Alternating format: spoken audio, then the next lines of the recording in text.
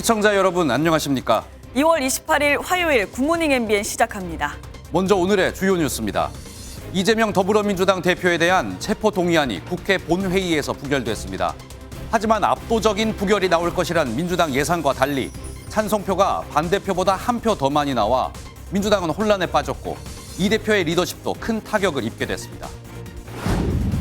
정순신 국가수사본부장 낙마와 관련해 부실 검증 논란이 거세지고 있는 가운데 추천권자인 경찰청장과 검증을 책임진 법무부 장관이 학교폭력 사실을 전혀 몰랐다며 책임을 회피하고 있습니다. 윤석열 대통령은 학교폭력 근절 대책을 조속히 보고하라고 지시했습니다. 건설 현장에 비리를 뿌리 뽑겠다는 정부의 전방위 압박에 맞서 건설 노조가 오늘 오후 서울 도심에서 4만여 명이 참여하는 대규모 결의대회를 엽니다. 경찰은 일부 구간 교통을 통제할 예정인데 퇴근 시간대가 맞물려 도심 차량 정체가 극심할 것으로 예상됩니다. 튀르키예 동남부에서 또다시 규모 5.6의 여진이 발생해 최소 1명이 숨지고 69명이 다친 것으로 전해졌습니다. 지난 6일 새벽 규모 7.8의 최초 지진이 일어난 뒤 여진이 3주째 이어지고 있는 가운데 강진으로 인한 누적 사망자는 5만 명을 넘어섰습니다. 주류업계가 재료값 상승을 이유로 소주값을 인상하면서 식당에서 소주값이 6천 원까지 치솟을 것으로 보이자 정부가 실태 조사에 착수했습니다. 정부 압박에 소주와 맥주 업계는 당분간 인상 계획이 없다고 밝혔습니다. 2월의 마지막 날인 오늘은 한낮 최고 기온이 8도에서 17도까지 올라 포근한 봄 날씨를 보이겠습니다. 서울 등 수도권을 비롯해 내륙 곳곳에는 대기가 매우 건조하고 강원 영동과 경북 산지에는 바람까지 매우 강하게 불어 산불 등 각종 화재 예방에 유의하시기 바랍니다. 더불어민주당 이재명 대표의 체포 동의안이 국회에서 부결됐습니다. 민주당은 압도적 부결을 예상했지만 결과는 찬성표가 더 많았습니다. 체포 동의안이 부결되긴 했지만 이재명 대표는 정치적으로 큰 타격을 입게 됐습니다. 첫 소식 강용호 기자입니다. 이재명 더불어민주당 대표에 대한 체포 동의안이 부결됐습니다. 전체 297표 중 찬성 139표, 반대 138표, 기권 9표, 무효 11표였습니다.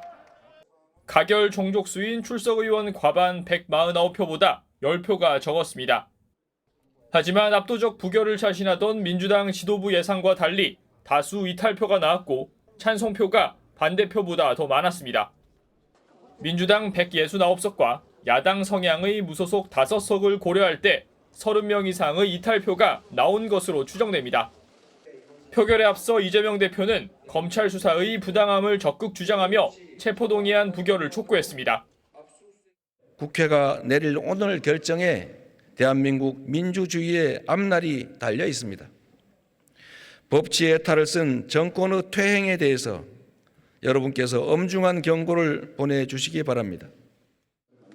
한동훈 법무부 장관은 이 대표의 신상 발언 전에 체포동의안 통과의 필요성을 주장했습니다.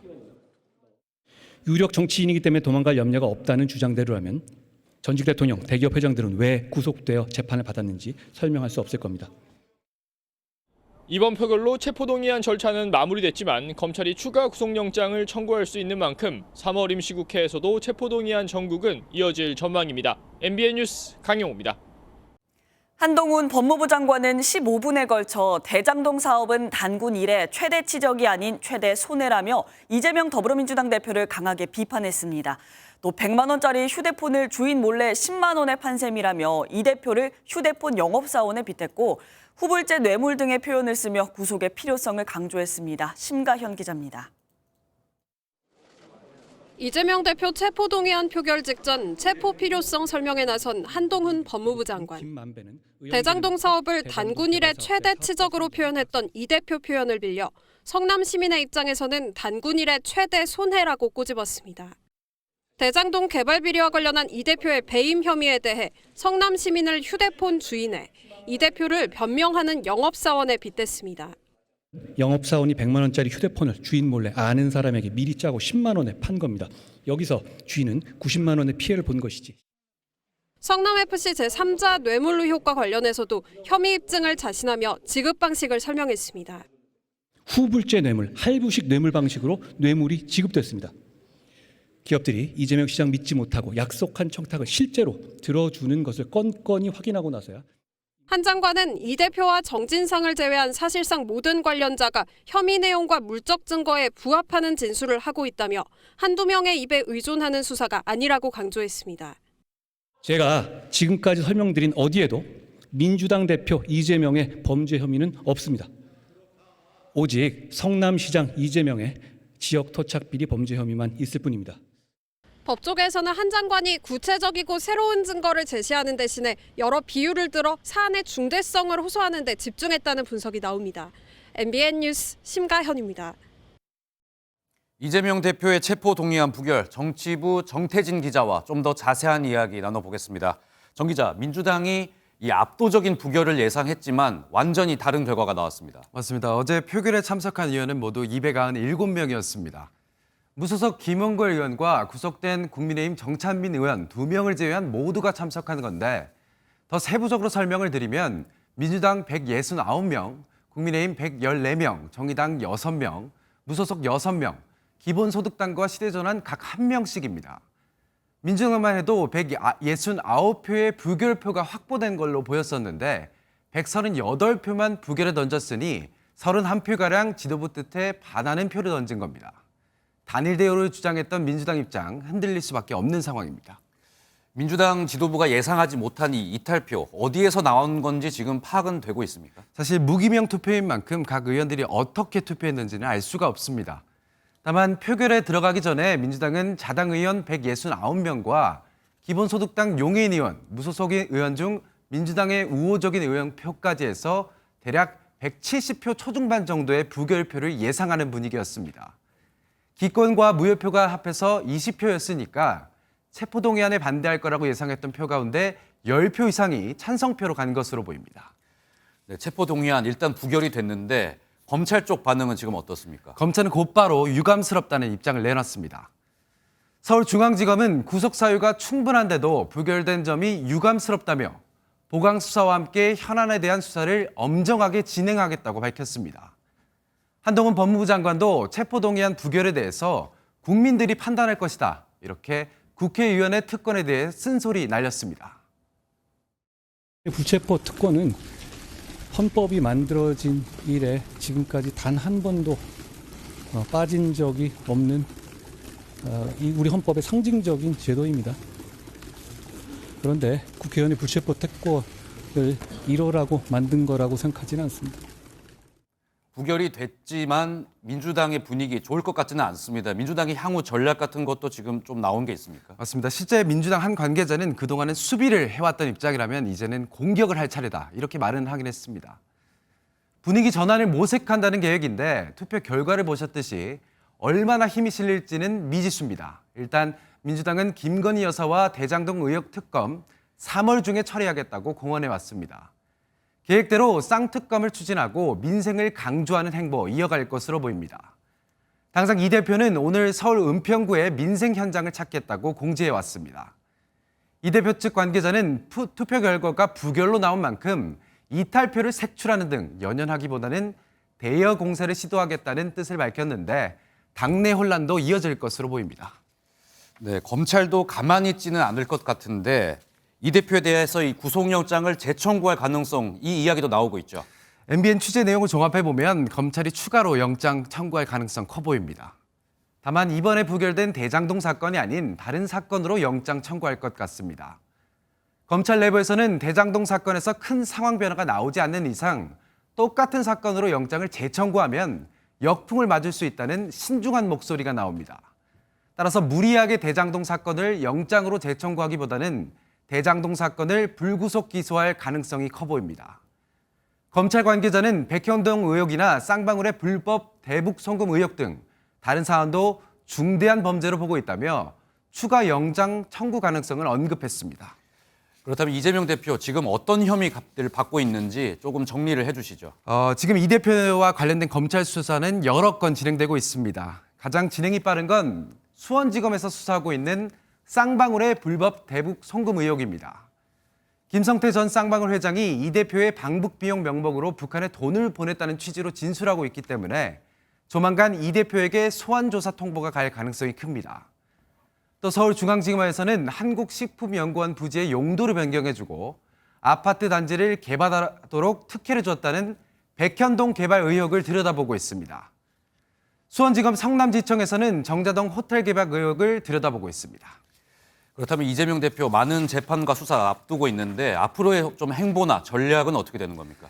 이재명 대표 측 핵심 관계자는 현재 단계에서 앞으로 어떻게 조사에 임할 것인지 지금 단계에서는 밝히기 어렵다 이렇게 설명을 했습니다. 일정과 정치적 상황 등을 모두 고려해서 검찰 조사 요구에 응하든 하지 않겠냐는 이런 설명입니다. 이 대표는 수사뿐 아니라 재판에도 임해야 합니다. 당장 선거법 위반 혐의에 대한 재판 다음 달 3일부터 시작됩니다. 이 대표는 앞서 경기지사 시절에도 송사를 치르면서도 꼴찌였던 도정 순위를 1위로 올려놨다며 재판에 상관없이 대표직을 수행할 뜻을 내비친 바 있습니다. 네, 오늘은 여기까지 듣겠습니다. 정치부 정태진 기자였습니다. 정순신 변호사 아들의 학교폭력 문제로 인한 국가수사본부장 인사검증 논란은 국회 교육위원회에서도 공방이 이어졌습니다. 대통령실은 윤석열 대통령이 학교폭력 근절 대책을 주문했다는 사실을 여러 차례 공개하며 진화에 나섰습니다. 우종환 기자입니다. 더불어민주당은 정순신 변호사 아들 학폭 문제가 최근 학폭을 주제로 이슈가 된 드라마와 판박이라며 공세를 폈습니다. 성별만 남자로 바뀐 연진이가 나오는 글로리 시즌2를 시청하는 줄 알았습니다. 교육부가 몰랐다면 그거는 책임의 방기고 알았다라고 하면 대단히 악랄한 행위죠. 이에 국민의힘은 과거 학폭 기록을 졸업 뒤 10년간 보존하는 법안을 민주당이 반대했었다며 반격했습니다.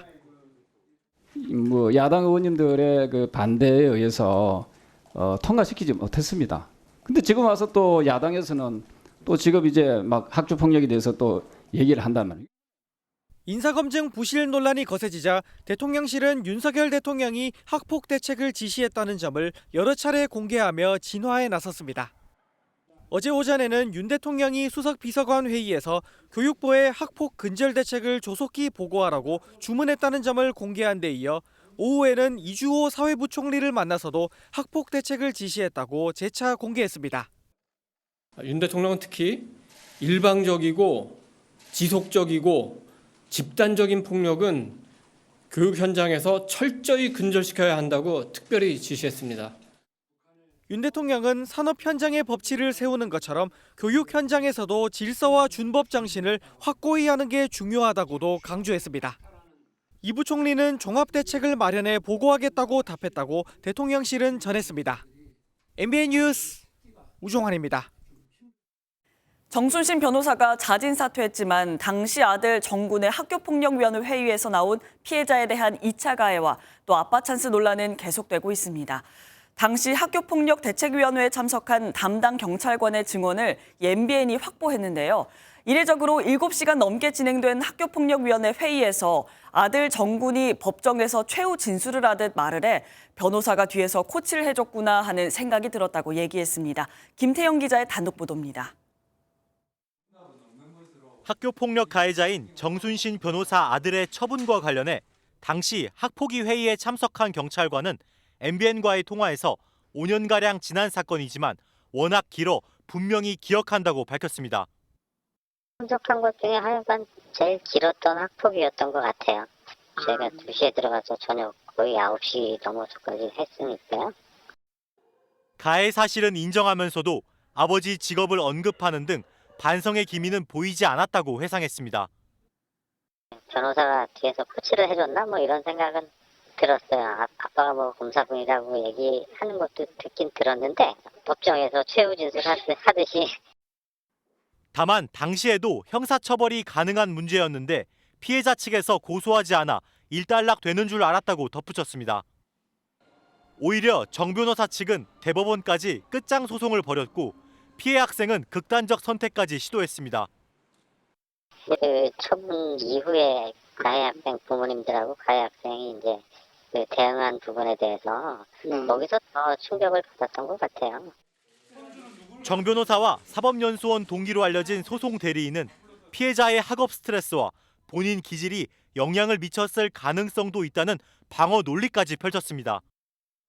지금 피해자가 중간에 또 포기하도록 너무 오래 가면은 피해자들이 지쳐가지고 진짜 나가 떨어지기로.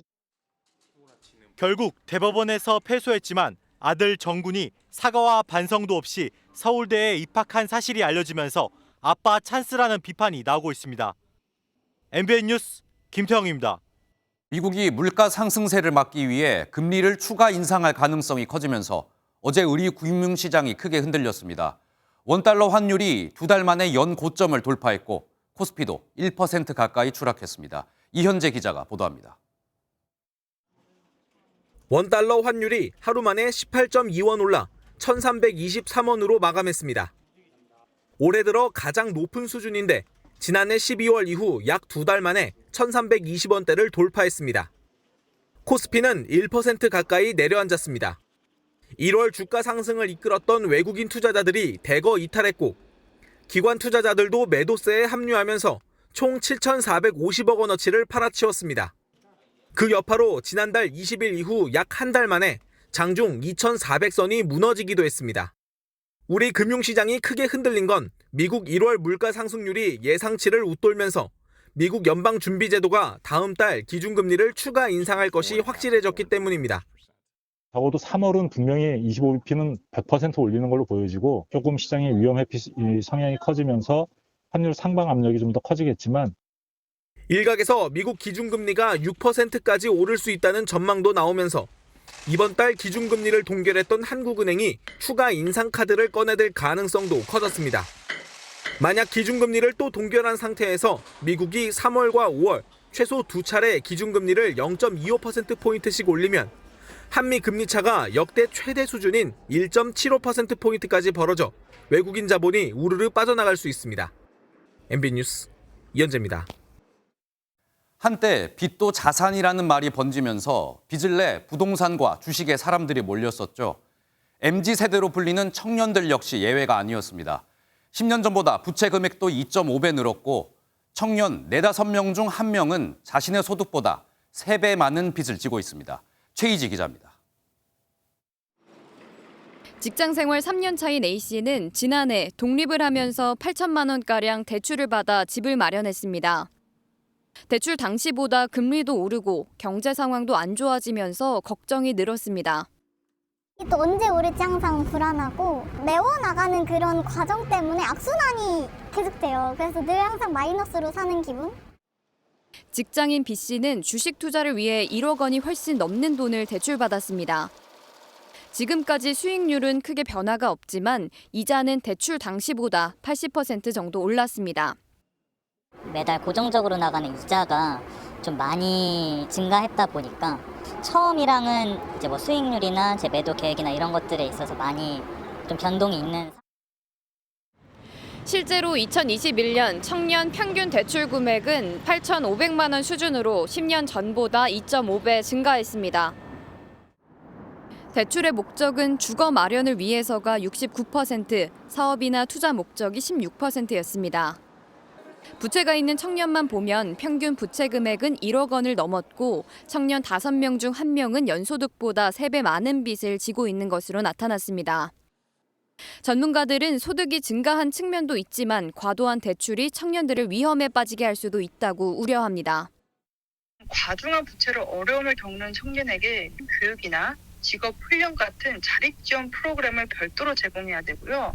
동시에 학교에서 아동 청소년기 때부터 금융 교육을 정규 교과로. 더불어 청년을 대상으로 한 재무건강 바우처 사업 등 청년들의 위험을 낮출 대책이 필요하다는 지적입니다. MBN 뉴스 최희지입니다. 요즘 봄이 성큼 다가온 듯 낮에는 포근하죠. 하지만 아침 저녁으로는 쌀쌀한 만큼 일교차 대비는 계속해서 잘 해주셔야겠습니다. 김다영 캐스터 자세한 날씨 전해주시죠. 네, 어느덧 2월의 마지막 날입니다. 오늘 아침도 다소 쌀쌀하게 출발하고 있지만 한낮에는 따뜻한 남서풍이 불어들면서 기온이 크게 오르겠습니다. 서울 10도, 광주 16도, 경주는 18도까지 오르면서 봄처럼 포근하겠는데요. 그만큼 일교차도 크게 벌어지니까요. 시간대에 맞는 옷차림으로 체온 조절 잘해주셔야겠습니다. 나날이 대기의 건조함은 더욱 심해지고 있습니다. 동쪽 지역을 중심으로 건조특보가 확대된 가운데 강원 영동에는 강풍주의보까지 내려졌습니다. 오늘 동해안에 따라서는 초속 20m 이상의 돌풍이 예상되는데요. 산불 위험이 높은 만큼 작은 불씨도 세심하게 살피셔야겠습니다. 오늘도 오전까지 서쪽 지역을 중심으로 공기가 탁하겠습니다. 중서부와 전북, 광주와 대구, 울산은 초미세먼지 농도 나쁨 수준까지 오르겠는데요. 그래도 오후부터는 대기 확산이 원활해지면서 먼지는 점차 해소되겠습니다. 이 시각 현재 기온 보겠습니다. 대전 영하 2.7도, 대구는 0.3도로 출발하고 있고요. 낮 기온은 강릉 16도, 대구는 17도까지 오르겠습니다. 날씨였습니다. 국민의힘 38 전당대회 최고위원 후보들이 방송 토론에서 처음 맞붙었습니다. 친윤과 비윤이 갈라진 것은 당대표 토론회와 마찬가지였는데요. 양측은 각각 내부 총질이다, 권력만 쫓는다며 서로를 비판했습니다. 노태현 기자입니다. 김병민, 김재원, 태영호 등 친윤계 후보들과 허은하, 김용태, 비윤계 후보들은 날선 공방을 벌였습니다. 친윤계는 이준석 전 대표의 성비위로 조기 전당대회가 치러지게 됐다며 내부 총질을 멈추라고 했습니다. 대통령 딴지 걸고 또 대통령 비난하고 걸핏하면 가출하고 이것은 정당 민주주의나 건강한 쓴소리와는 아무런 관련이 없다라는. 소신을 이야기하고 있습니다만 윤석열 정부의 성공을 위해서 과연 노력하고 있는 그 기본적인 진정성이 있는 것인지에 대한 궁금증을 피력하는 분들. 비윤계는 민영삼 후보의 당적과 조수진 후보의 사문서 위조 논란 등을 꺼내들었습니다. 권력만 쫓아 카멜레온 정치하고 있다는 것에 인정하십니까? 당명 변경 제외하고 대략적으로 당만 몇 번 바꾸셨습니까? 의원실 직원이 자신도 모르게 사직서가 제출되었다면서 그 사문서 위조로 고소를 하고요. 부당 해고 구제 신청을 했습니다. 그게 기소가 되면 그때는 최고위원직에 당선되더라도 사퇴하실 겁니까? 청년 최고위원 후보들 간 토론에서는 장해찬 후보의 과거 여성 연예인 등을 성적 대상화한 웹소설을 두고 거친 설전이 벌어졌습니다. 변태적 습성이 담겨있는 글을 가지고 판타지소설로 좀 빙자하고 있습니다. 사과를 제대로 하고 기득권을 내려놓으실 생각은 없으신지 좀 말씀을 듣고 싶고요. 저는 100% 허구인 판타지 소설을 썼고 이기인 후보가 교주처럼 모시는 이준석 씨는 성상납 의혹을 무마하려고. 국민의힘 전당대회 주자들은 오늘 대구 경북 합동연설회에서 막판 당심 잡기에 나섭니다. MBN 뉴스 노태현입니다. 북한의 핵 공격에 대비한 한미 간 확장 억제가 실질적인 진전을 이뤘다는 평가가 나왔습니다. 조태용 주미대사는 한미 확장 억제와 관련된 후속 훈련이 실시될 것이라고 밝혔습니다. 워싱턴에서 최중락 특파원입니다. 북한의 지속되는 미사일 도발과 핵 개발에 대응한 한미 간의 확장 억제 실행력은 진전됐다는 평가가 나왔습니다. 조태용 주미대사는 북한의 도발은 국제사회 제재와 한미 동맹 강화만 가져올 뿐이라며 이같이 밝혔습니다. 한미는 북한의 도발에 대해 단호하게 대응하고 있습니다. 확장 억제의 실행력 강화라는 점에서 실질적 진전이 이루어지고 있습니다. 또한 지난주 한미 양국이 미 국방부에서 8차 확장 억제 수단 운영 연습 TTX를 단행했다며 가까운 시일 내 후속 훈련도 추진할 것이라고 말했습니다. 핵 잠수함 기지를 최초로 함께 방문하였습니다. 가까운 시일 내에 한미 양국의 여러 관계기관이 함께 참여하는 후속 TTX도 추진해 나갈 예정입니다. 조 대사는 또 확장 억제 실행력 강화를 위해 운용 과정에서 한국의 제도적 발언권 확보를 위한 협의도 진행 중이라고 설명했습니다. 반도체법 지원 방안과 인플레이션 감축법 하위 규정 발표가 조만간 있을 것이라며 미국과 긴밀하게 대화하고 있다고 전했습니다. 부처별 보고서 발표 등이 2월 말부터 3월경까지 있을 예정입니다. 우리 경제에 영향을 줄 수 있는 현안을 식별하고 주시하면서 이런 가운데 정부 고위 당국자는 최근 공식석상의 자주 모습을 드러내는 김정은 북한 국무위원장의 딸인 김주의 등장에 대해 한미 양국은 김 씨 일가의 장악력을 위한 목적이라는데 의견을 같이 하고 있다고 전했습니다. 한편 윤석열 대통령이 한미동맹 70주년을 맞아 오는 4월 말에 워싱턴을 국빈 방문할 것으로 알려진 가운데 미국도 긍정적인 반응이어서 조만간 발표가 이루어질 전망입니다. 워싱턴에서 MBN 뉴스 최중락입니다.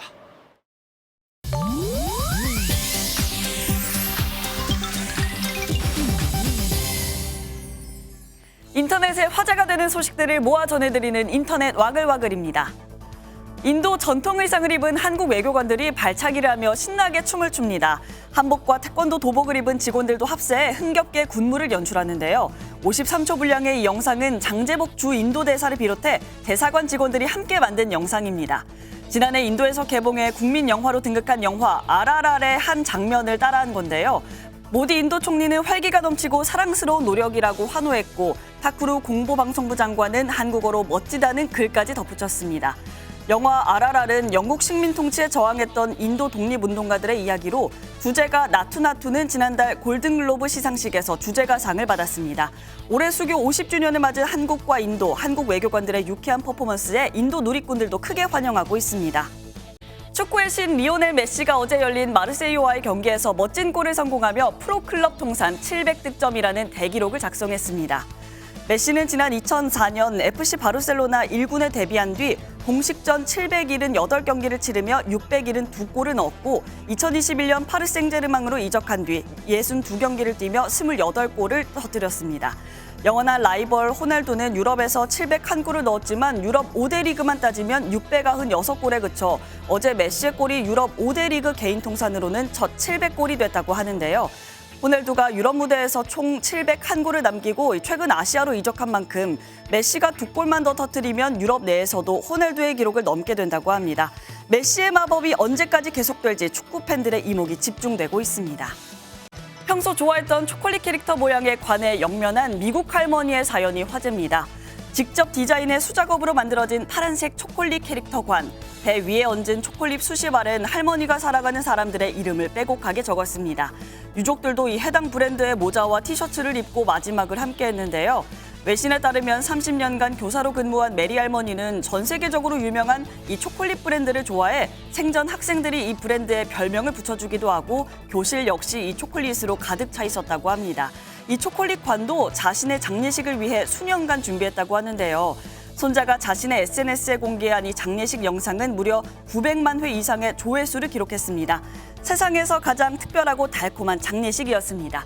인터넷 와글와글이었습니다. 건조한 날씨가 계속되는 가운데 전국 곳곳에서 산불이 잇따라 발생하고 있습니다. 경남 창녕에서는 무려 축구장 14개 면적의 산림이 불에 타기도 했는데요.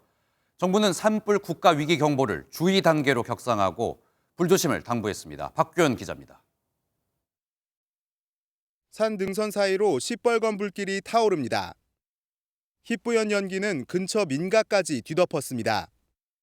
어제 오후 5시쯤 경남 창녕군 남지읍의 한 야산에서 산불이 발생했습니다.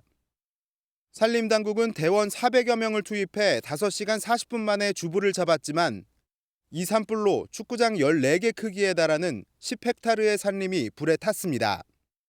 뒷불 감시는 내일 아침까지 계속 진행할 거고요. 그래서 아침에 임차헬기 추가로 조금 투입해서 바람 불면은 재발할 수도 있어가지고. 같은 날 오후 3시에는 충남 금산군의 야산에도 불이 나 2시간 40여 분 만에 진화됐습니다. 전국 대부분 지역에 건조주의보가 발효된 가운데 시속 55km의 강풍까지 겹치면서 전국 곳곳에 산불이 발생하고 있습니다. 지난 주말에만 27건의 산불이 발생하는 등 봄철 대형 산불에 대한 우려가 커지면서 정부는 산불 국가 위기 경보를 관심에서 주의 단계로 격상하고 대응에 나섰습니다. 산림당국은 특히 산림 100m 이내 지역에서는 소각 등 화기 취급을 삼가달라며 농가 불조심을 당부했습니다. MBN 뉴스 박규원입니다. 충북 보은의 한 펜션을 통째로 빌려 이른바 줄도박을 벌인 도박단이 경찰에 적발됐습니다. 단속을 피하기 위해 공터에서 모인 뒤 승합차를 이용해 도박장으로 이동했습니다. 김영현 기자가 보도합니다. 속리산 국립공원 인근의 한 펜션에 형사들이 들이닥칩니다. 방바닥 군데군데 현금이 흩어져 있습니다.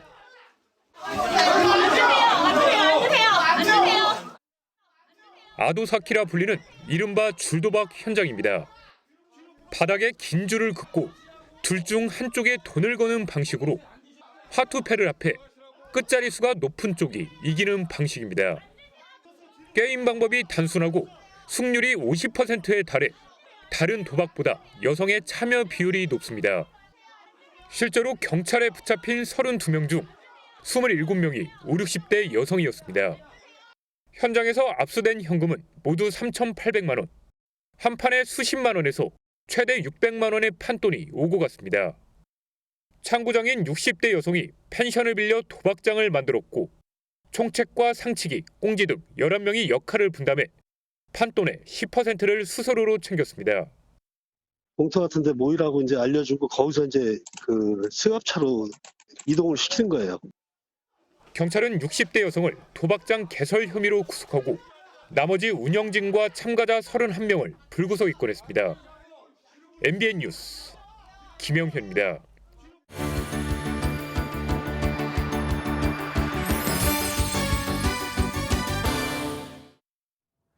굿모닝 월드입니다. 맛있는 커피와 디저트, 멋진 인테리어, 입소문난 SNS 핫플레이스 많지만요.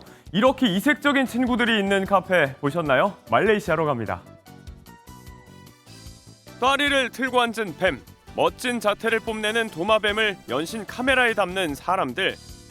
동물원 아니고요. 말레이시아의 한 카페입니다. 지난해 말 문을 연 이곳에는 올해 20살 된 카페 주인이 수년간 기르고 모아온 파충류들이 가득한데요. 사람들은 커피와 디저트를 즐기며 이 남다른 친구들을 관찰하고 직접 교감해 볼 수도 있습니다. 파충류에 대한 긍정적인 인식이 널리 퍼졌으면 한다는 게 주인장의 바람인데요. 멋진 추억을 남길 수 있는 명소가 되길 바랍니다. 긴 겨울을 보내고 새봄을 맞는 계절. 우리는 정월대보름에 달집 태우고 쥐불놀이 하면서 애군을 태우는데요. 이 핑계로 불 갖고 노는 건 어느 나라든 똑같나 봅니다. 원형을 그린 인파들 사이로 활활 잘도 타는 대형 모닥불. 동슬라브족의 전통 행사인 마슬레니차 축제. 그중 절정인 대형 인형 태우기 의식입니다. 러시아에서는 매년 2월 말경 긴 겨울을 보내고 새 봄을 맞는 의미로 한 주간 마슬레니차 축제를 여는데요. 이때 참석자들은 지난 한 해의 모든 어려움과 두려움이 적힌 메모를 태워 보내는데 나쁜 기운을 물리치고 밝은 봄이 오길 바라는 마음에서라고 합니다. 모두의 한결같은 바람이 꼭 이루어지길 바랍니다. 한 개인이 다른 것도 아닌 미라를 30년 동안 보관하고 있다면 믿어지십니까? 종종 미라가 발견되는 페루에선 이런 일도 벌어지는데 이 미라를 어디에 담아 다녔는지도 놀랐습니다. 화면으로 보시죠. 페루 남부 푸노의 한 거리. 한 무리의 사람들이 아이스백을 둘러싸고 안에 든 것을 살핍니다. 아이스백 속 내용물은 다름 아닌 미라였는데요. 후아니타라는 이름의 이 미라는 무리 중 한 남성의 소유로 당초 박물관에 기증하려다 잘 되지 않아서 30년간 보관해왔다고 밝혔습니다. 다른 곳도 아닌 자신의 침실 TV 옆에 미라를 두고 관리해왔다고 하는데요. 뭔가 좀 미심쩍죠. 그런 만큼 이 사건은 현재 페루 당국에서 조사 중이라고 합니다. 굿모닝 월드였습니다.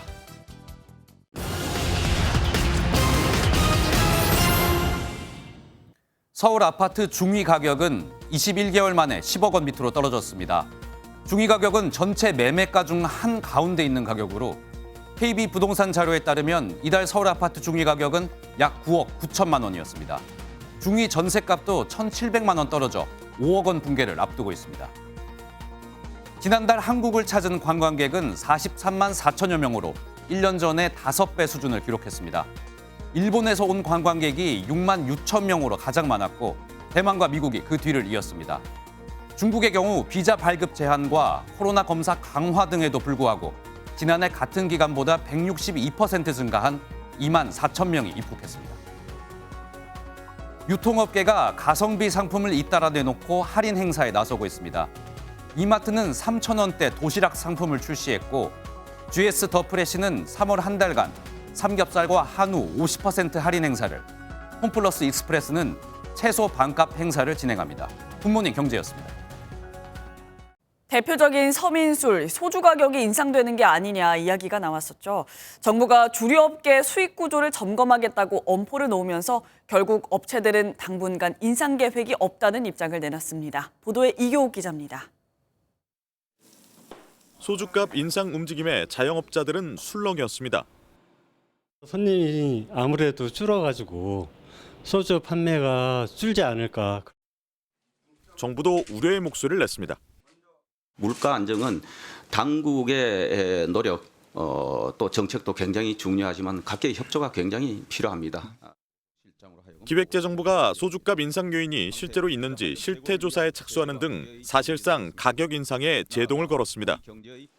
결국 주류업계는 당분간 가격을 올리지 않겠다는 입장을 냈습니다. 소주 쪽이나 이쪽은 저희가 전혀 그런 게 있습니다.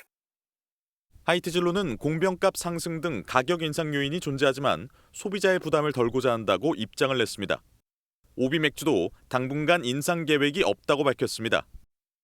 풀무원 등 식품업계도 일부 제품 가격 인상 계획을 밝혔다가 철회하는 등 정부의 가격 인상 자제 요청에 업계가 반응하는 분위기입니다. 다만 일각에선 정부가 일방적으로 가격을 압박하는 물가 정책은 부작용을 낳을 수 있다는 목소리도 나옵니다. MBN 뉴스 이교욱입니다. 환경부가 설악산 국립공원에 새로운 케이블카 설치를 조건부 허가한다고 결정했습니다. 지역사회는 40년 만에 수건이 해결됐다며 관광객의 접근성이 높아질 것을 기대하고 있습니다. 반면 환경단체는 전문기관이 반대 의견을 냈는데도 환경부가 외면했다며 설악산을 시작으로 국립공원의 난개발이 시작될 것을 우려하고 있습니다. 튀르키예에 또다시 규모 5가 넘는 강한 여진이 발생해 건물이 붕괴되고 인명피해가 났습니다. 지진이 잇따르면서 복구 작업이 늦어지자 정부 퇴진을 요구하는 목소리도 커지고 있는데요. 세계은행은 강진의 피해로 튀르키예에서만 45조 원이 넘을 것으로 추산했습니다. 장동건 기자입니다. 건물이 힘없이 쓰러지고 뿌연 흙먼지가 거리를 가득 채웁니다. 현지 시간 27일 튀르키예 동남부 말라티아에서 또다시 규모 5.6의 여진이 났습니다. 당국은 건물 29개가 무너져 1명이 숨지고 110명이 다쳤다며 일부 건물에서 구조 작업이 벌어지고 있다고 밝혔습니다. 지난 6일 처음 2차례의 강진이 발생한 지 3주 만으로 그동안 9천여 차례의 크고 작은 여진이 뒤따른 것으로 전해집니다. 추가 붕괴가 이어지며 복구 작업에도 차질이 생기자 정부를 향한 비판 여론도 커지고 있습니다. 지난 주말 이스탄불의 한 축구 경기장을 찾은 일부 관중은 정부 퇴진 구호를 외쳤습니다.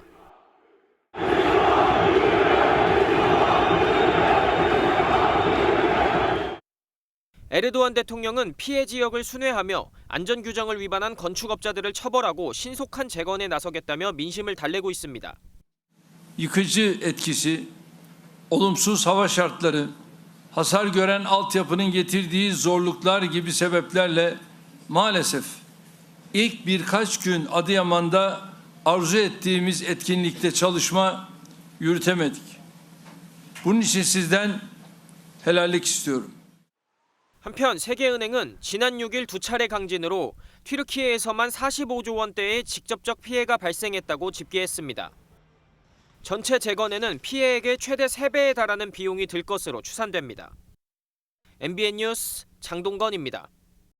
축구대표팀의 새 사령탑에 독일의 전설적인 공격수 출신 위르겐 클린스만 감독이 선임됐습니다.